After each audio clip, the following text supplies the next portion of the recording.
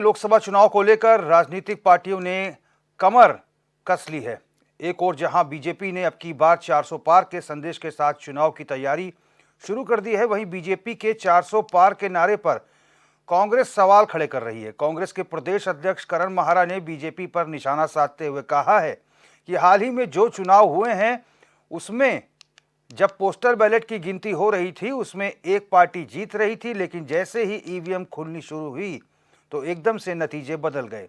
वहीं करण माहरा ने कहा कि अगर बीजेपी को भरोसा है तो बीजेपी से बैलेट पेपर से चुनाव होने की मांग को स्वीकार करे।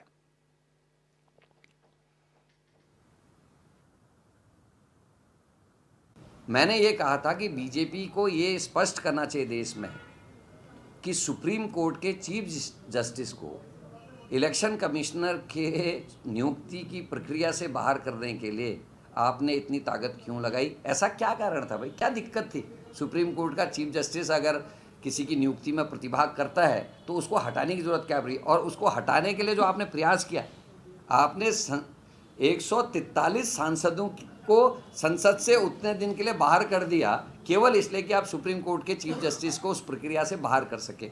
इस बात का उत्तर दे दीजिए, 400 पार या 400 से नीचे की बात खुल के आ जाएगी। और 400 पार उन्होंने वोटों और चुनाव के लिए नहीं कहा, 4 पार।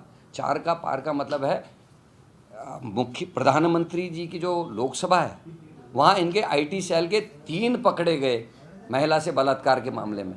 वो चौथा कौन था वो नहीं पकड़ में आ रहा, तो वो यही कर रहे बार बार सपने में, वो चौथा दिख रहा उनको, तो 400 कर रहे हैं। वो चौथा अपराधी कौन है बलात्कार करने वाला, वो जब आएगा तो 4 पूरे हो जाएंगे।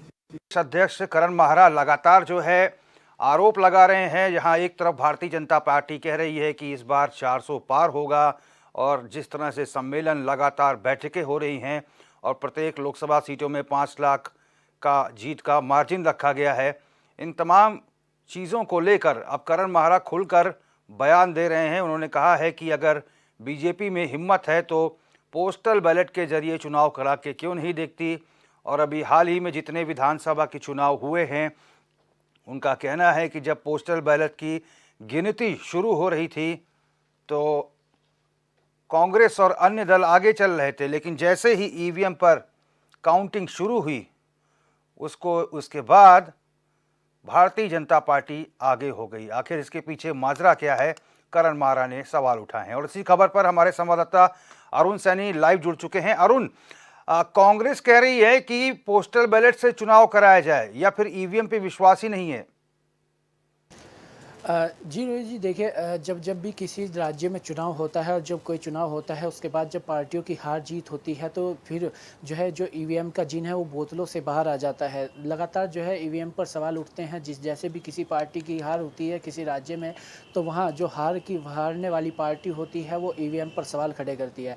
और ऐसा ही जो है जब 5 राज्यों में चुनाव हुए हैं, राजस्थान, छत्तीसगढ़, मध्य प्रदेश, तेलंगाना और मिजोरम, इन 3 राज्यों में जो है कांग्रेस को हार का सामना करना पड़ा है। जहाँ के बल्कि एक राज्य तेलंगाना में कांग्रेस जीती है तो उसके बाद जो है कांग्रेस भी ईवीएम पर सवाल खड़े कर रही है। कांग्रेस ये कह रही है कि जब जो है पोस्टल बैलेट की गिनती हो रही थी तो तब जो है कांग्रेस एक तरफा जीत हासिल कर रही थी, लेकिन जैसे ही ईवीएम खुलनी शुरू हुई तो एकदम से जो है नतीजे उलटफेर हो गए। तो ऐसा कैसे हुआ, इसका जवाब जो है भारतीय जनता पार्टी को देना चाहिए। और कांग्रेस ने यह भी मांग की है कि आगामी जो लोकसभा चुनाव है वो पोस्टल बैलेट से चुनाव होने चाहिए, क्योंकि विपक्ष लगातार पोस्टल बैलेट से चुनाव करने की मांग कर रहा है। अगर उन्होंने कहा है कि अगर भाजपा को अपने ऊपर इतना ही भरोसा है, जो भाजपा 400 पार का नारा दे रही है, तो पोस्टल बैलेट से चुनाव कराए जाने चाहिए। तो पता चल जाएगा कि 400 के पार भाजपा जीतेगी या 400 से नीचे। तो वहीं ये ऐसा पहली बार नहीं हो रहा है कि जब ईवीएम पर सवाल खड़े हो रहे हैं, चाहे कांग्रेस हो, भाजपा हो, बसपा हो, सपा हो, कोई भी पार्टी हो, जो है वो लगातार जब भी चुनाव हारती है तो ईवीएम पर सवाल खड़े करती है। 2009 में जब भारतीय जनता पार्टी की हार हुई थी तो तब भी जो है भारतीय जनता पार्टी ने भी ईवीएम पर देश भर में सवाल खड़े किए थे, और वहीं चुनाव आयोग पर भी भारतीय जनता पार्टी ने सवाल खड़े किए थे। तो वहीं जो 2014 में जब भारतीय जनता पार्टी की जीत हुई तो उसके बाद कांग्रेस ने ईवीएम पर सवाल खड़े करने शुरू कर दिए। तो ये जो है सभी पार्टियों में देखने को मिलता है। जब भी किसी पार्टी की हार जीत होती है, जो भी हारने वाली पार्टी होती है वो ईवीएम पर ही सवाल खड़े करती है, और जो जीतने वाली पार्टी होती है फिर ईवीएम का सवाल जो है गायब ही हो जाता है।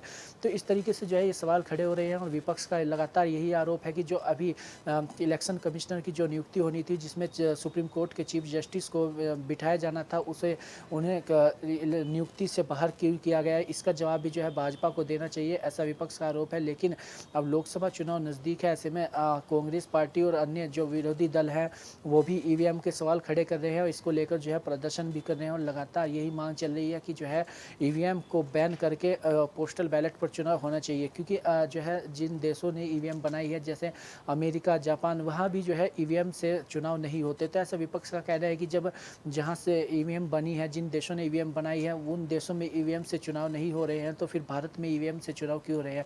इसीलिए जो है सवाल खड़े हो रहे हैं। और जो लोकसभा चुनाव हैं आने वाले हैं, उसमें कांग्रेस पार्टी पोस्टल बैलेट्स के से जो है चुनाव कराए जाने की मांग कर रही है। और कांग्रेस का कहना है कि अगर पोस्टल बैलेट से चुनाव होगा तो साफ पता चल जाएगा कि कौन कितनी सीटें जीतने वाला है।